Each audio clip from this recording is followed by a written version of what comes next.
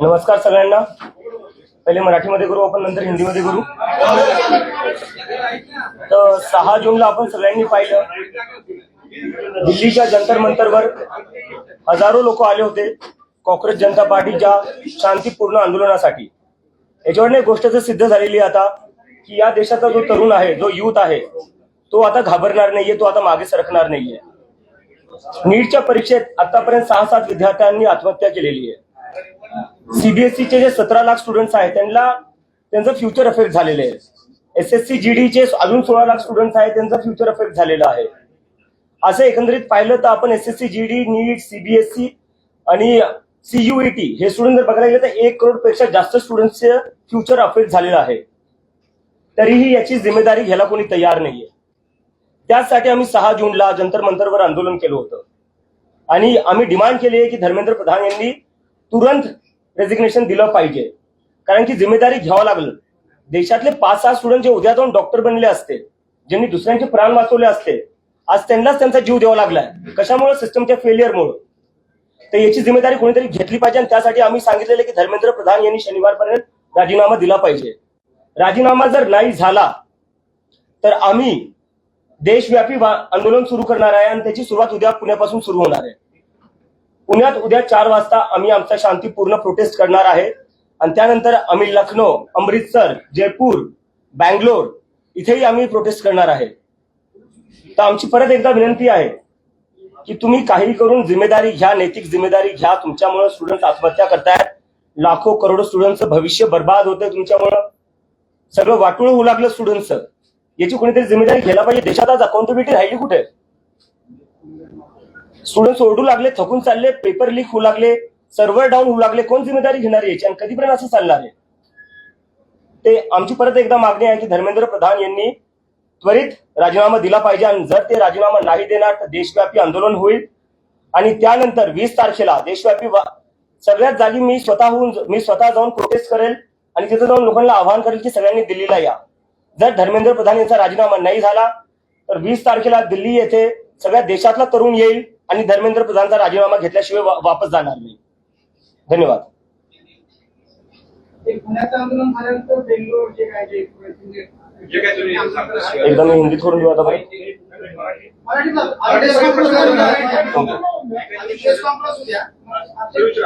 इतर ठिकाणी तुमचे जे आंदोलन आहे पुण्यात झाल्यानंतर इतर ठिकाणचं कसं नियोजन आणि 20 तारखेचं जे आहे त्या इतर शहरांमध्ये झाल्यानंतर मग 20 तारखेला दिल्लीत होणार आहे. बरोबर. नाही, आमचं नियोजन चालू आहे. आम्ही जिकडे आमच्या टीम्स आहेत आम्ही कोऑर्डिनेट करतोय आणि पुढच्या काही दिवसात आम्ही तिकडे आंदोलन करणार आहे. आणि तुम्हाला काही कॉन्टॅक्ट आला का? केंद्रीय मंत्र्यांकडून किंवा मंत्रालयाकडून काही कॉन्टॅक्ट केला आहे? कॉन्टॅक्ट नाही, आम्हाला राजीनामा पाहिजे. कॉन्टॅक्ट आम्ही काय करणार? नाही, डायलॉग एकच झाला. आमचे अकाउंट बंद केले, आमचे सोशल मीडिया हॅक केले. ते नसते केलं तर मला अमेरिकेवर नाही याची गरज पडली नसती. तुम्ही विद्यापीठच का निवडलं? जिल्हाधिकारी का?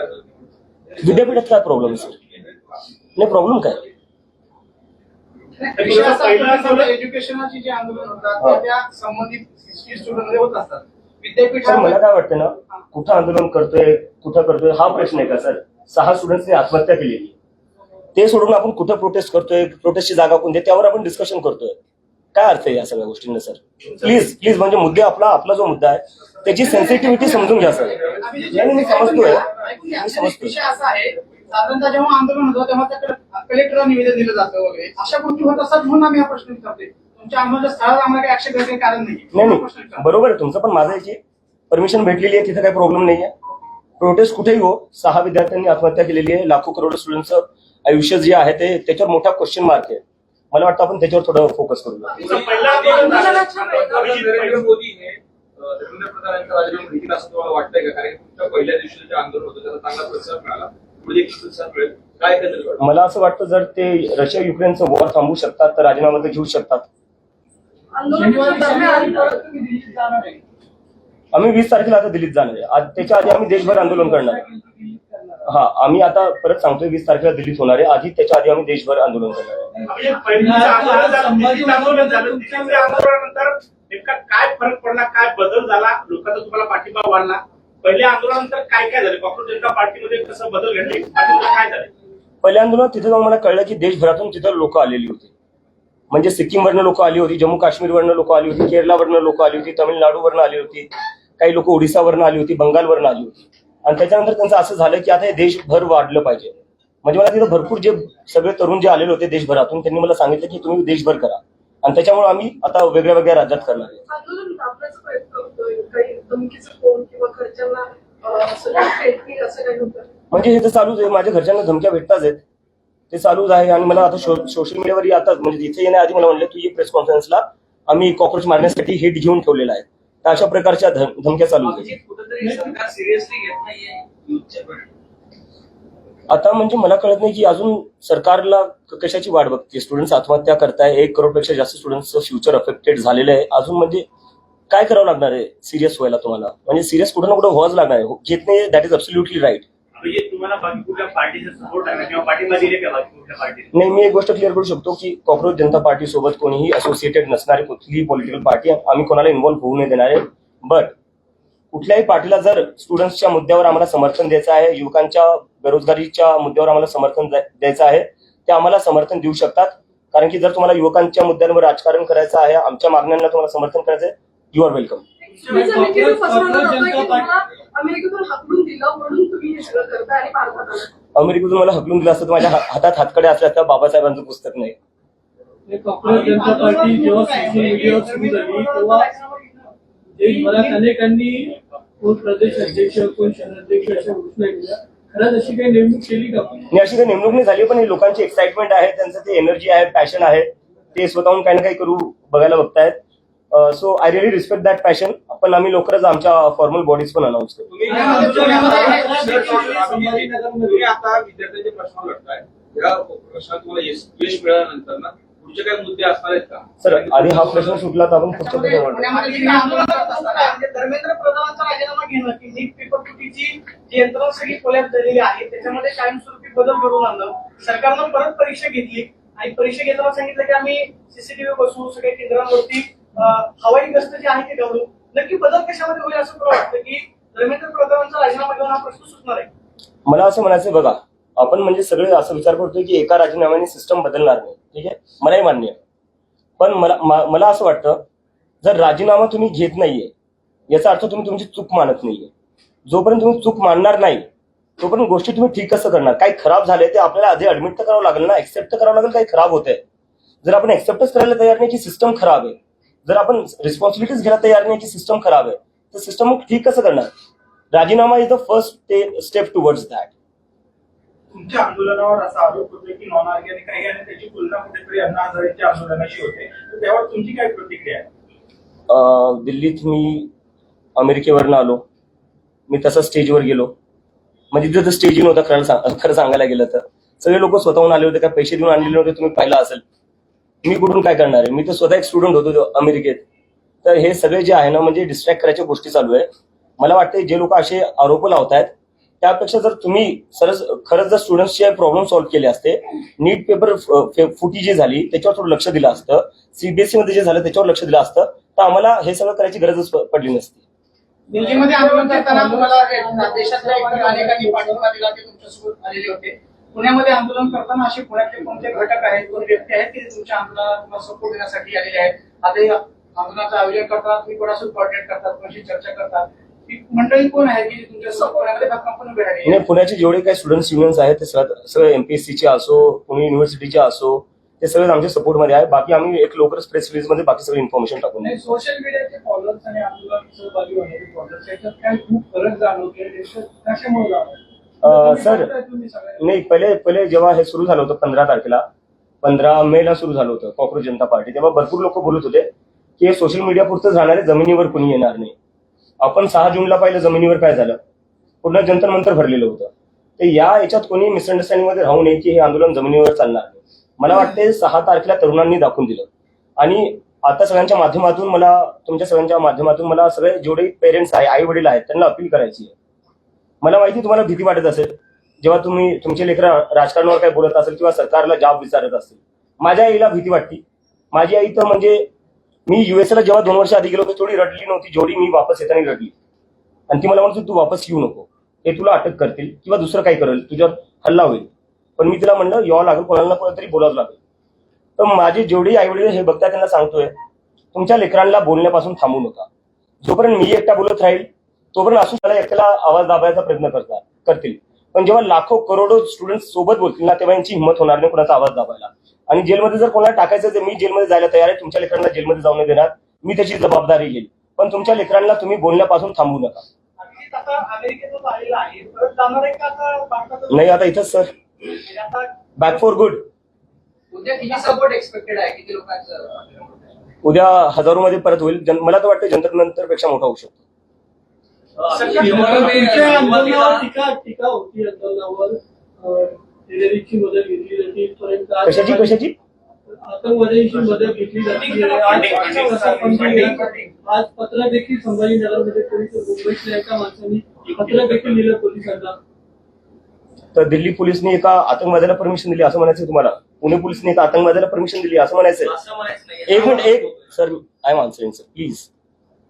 ठीक आहे, लिगली करतोय आम्ही, म्हणजे बेस काय याच्यात? आणि चला ठीक आहे, हे एकदा मी अज्युमी करतो.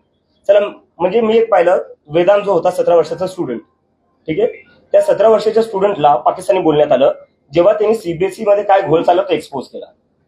तर तुम्ही मला पाकिस्तानी म्हणताय, जो 17 वर्षाचा सीबीएसई स्टुडंट आहे त्याला पाकिस्तानी म्हणताय. तुमच्यासारखे जे पत्रकार आहेत जे सरकारला प्रश्न विचारतात ते त्यांना पाकिस्तानी बोलल्या जातं. तर मग या देशात भारतीय राहिलो पण फक्त भाजपाले आणि त्यांचा आयटी सेल, आणि आम्ही सगळे बाकी पाकिस्तानी झालो. काय अर्थ आहे? एकदम ऑफेंड होऊ नका, आम्ही चांगल्यासाठीच तुम्हाला प्रश्न विचारतोय. तर आता तुमच्याकडे तुम्ही येऊ द्या, तुम्ही भारताचे भविष्य, पण तुम्ही फक्त ह्या धर्मेंद्र प्रधानच्या याच्याबद्दल बोलताय, पण तुमच्याकडे तुमची काय मॉडेल्स ऑफ एंट्री, पुढे भविष्यासाठी तुमचे काय प्लॅन्स, हे बिलकुलच सांगत नाही. सर, 15 दिवस झालेत सुरू होऊन, 15 दिवस झाले सर. युथने भारताला हेच मिळवून दिलंय, इंडिपेंडन्स. किती वर्ष लागले होते सर? ते वर्ष असं नाही, त्यांनी ते लढले म्हणून भेटले. हो, पण किती वर्ष? ठीक आहे ना. आम्हाला 15 दिवस झाले सुरू होऊन. अभिजित, तुम्ही मध्ये काय की आता तुम्ही इकडे थांबणार जाणार नाही. Yes. तुम्ही अमेरिकेत नेमकं कशासाठी होता? नोकरी होती, शिक्षण होतं, ते संपलं का? आणि त्यानंतर आता भारतात येऊन परत कायमस्वरूपी राहणार का? काय प्लॅन होता? माझं शिक्षण, माझं मास्टर्स चालू होतं, मी मास्टर्ससाठी गेलो होतो आणि आता मी जॉबसाठीच अप्लाय करत होतो. हे 15 दिवसाआधी माझं म्हणजे हे होतं की अमेरिकेत मी बेटर ऑपॉर्च्युनिटीसाठी गेलो होतो, तिथं सेटल व्हायचं होतं आणि जॉब्स अप्लाय पण करत होतो. आणि जेव्हा हे सगळं झालं, थोडं माझं आर्टिकल्स आले इंटरनॅशनल मीडियामध्ये पण, त्यानंतर मला जॉब्सच्या ऑफर पण भेटल्या. पण बरेचसे कॉक्रोच जनता पार्टीचे कॉक्रोचेस होते, ते सारखे म्हणत होते आपल्याला हे आंदोलन पुढे घेऊन जायचंय, आता आपल्याला हे सोशल मीडिया पुरतं लिमिटेड नाही ठेवायचंय. त्यामुळे मग मी कुठं ना कुठं मला एक रिस्पॉन्सिबिलिटी होती माझ्यावर, मी सुरू केलेलं, त्यामुळे की मला कुठं ना कुठे देशात वापस यावं लागलं आणि त्यामुळे मी आता इथं आलोय. भीती होती येताना? हा? भीती होती कॉक्रोच येताना? जनता पार्टीची आता राजकीय स्थापना झाली का? काय झालं पुढे? काय नाही, ही एक मुव्हमेंट आहे सर, ही एक मुव्हमेंट आहे. आणि मी परत तुमच्या सगळ्यांना रिक्वेस्ट करतो, मी ऑफेंड नव्हते सर, मी रिक्वेस्ट करतो. आणि 15 दिवस झाले, 15 दिवसात तुम्ही कसं काय आमच्याकडून अपेक्षा करू शकता की आमच्याकडे सगळेच प्रश्नांची उत्तरं असू शकतात किंवा आमच्याकडे पूर्ण सिस्टम तयार असू शकतं? अपेक्षा नाही, पण तुम्ही करावं असं आमची. नाही, नक्की करू सर. पण दुसरा प्रश्न असा आहे, Yes. तुम्ही अमेरिकेतून राहून आलेत, आम्ही माहित होतो की अमेरिकन असं बोलतात आपल्या देशाबद्दल, वेगवेगळे असे चर्चा होतात. तर अमेरिकन काय विचार करतात तो भारतीयांबद्दल? नाही, तसं तर म्हणजे नेमकं विचारायचं नाही चर्चा करतात. नाही, भारताबद्दल चर्चा होती, कारण की जर अमेरिकेत बघायला गेलं तर अमेरिकेची जी आयटी, हा खूप चांगला प्रश्न विचारला, याच्यावरून मला आठवलं. अमेरिकेची जी आयटी आहे, आयटी इंडस्ट्री, ते सगळे भारतीय चालवतात. सिलिकॉन व्हॅली जी आहे तिथे सगळ्या मोठ्या पोझिशन्सवर सगळे भारतीय आहेत. अमेरिकेत जर हायेस्ट पेईंग कम्युनिटी कोणती आहे ती भारतीय आहे. तर असं नाही की आपल्या देशात टॅलेंट नाही, आपल्या देशात खूप टॅलेंट आहे. आपल्या देशात टॅलेंट इतकं आहे की युरोप असो का अमेरिका, तिथे सगळ्यात हायेस्ट पेईंग जॉब्स जे आहेत ते भारतीयला भेटतात. पण आपल्या देशात काय होतंय, आपल्या देशात ती ऑपॉर्च्युनिटी आणि प्लॅटफॉर्म का नाही भेटत आहे जो बाहेर देशात भेटतोय? नीटचा पेपर पण फुटला, त्याला जबाबदार कोण आहे? म्हणजे एनडीएचा संपर्क मराठवाड्यातले अनेक क्लासेस झाला. पेपर होण्याच्या आधी 10 दिवस त्यांच्याकडे पेपर होता. एनडीए मधले जे तज्ञ असतात त्या तज्ञांनी ते प्रश्न जे आहेत ते क्लासेस पर्यंत पोहोचवले होते. हे नक्की गळती कशी झाली? म्हणजे सरकारचे फेल्युअर आहे की एनडीए मधले याच्यामध्ये दोषी आहेत, त्याच्यामुळे मग एनडीएच्या कर्मचारी अधिकाऱ्यांवरती कारवाई? सरकारच्या आतल्या लोकांशिवाय कोणतीच गोष्ट लीक नाही होऊ शकत. आणि मला वाटतं त्यामुळेच एज्युकेशन मंत्रालयात थोड्या दिवसाआधी आग लागली होती. आता आपण अमेरिकेत शिक्षण घेतलंय, तिथली समजा एज्युकेशन प्रणाली जवळ पाहिली, काय बदल व्हायला पाहिजे, काय झालं पाहिजे, काय नाही, काय? सर, त्याच्यावर आपण नंतर बोलू. आता आपण मला एक आता हिंदी हिंदी हिंदी जो पेपर फुटेज मी हिंदी बोलतोय. मला टाइमाचं लिमिटेशन है. 6 तारीख को दिल्ली के जंतर मंतर पर आंदोलन हुआ था. हम सबने देखा दिल्ली के जंतर मंतर पर किस तरह से हमारे शांतिपूर्ण आंदोलन को समर्थन मिला. पूरा जंतर मंतर भर गया था. इससे ये साबित होता है कि इस देश का युवा अब इस सरकार से डरता नहीं, वो सवाल करेगा. और हम आज फिर से रिक्वेस्ट करते हैं एजुकेशन मिनिस्टर धर्मेंद्र प्रधान से, वो रिजाइन कर दे. अगर वो रिजाइन नहीं करते हैं तो अब हम देश भर आंदोलन करने जा रहे हैं, जिसकी शुरुआत कल पुणे से हो रही है. कल पुणे यूनिवर्सिटी में सभी लोग, सभी छात्र एमपीएससी के हो, नीट के हो, सभी छात्र आएंगे और एक बहुत बड़ा आंदोलन करेंगे और हम धर्मेंद्र प्रधान का रेजिग्नेशन की डिमांड करेंगे. इसके बाद लखनऊ, अमृतसर, जयपुर, बेंगलोर जैसे जगह पर भी मैं खुद जाकर आंदोलन करूंगा और ये आंदोलन पूरी तरह शांतिपूर्ण होगा और डेमोक्रेटिक होगा. और इसके बाद भी अगर धर्मेंद्र प्रधान रिजाइन नहीं करते तो हम सब इस देश के युवा दिल्ली में फिर से 20 तारीख को जंतर मंतर पर आएंगे और धर्मेंद्र प्रधान का रेजिग्नेशन लिए बिना नहीं लौटेंगे. और मैं आखिर में ये कहना चाहता हूं सभी लोगों से, सभी स्टूडेंट से, सभी युवाओं से, अब हमें सब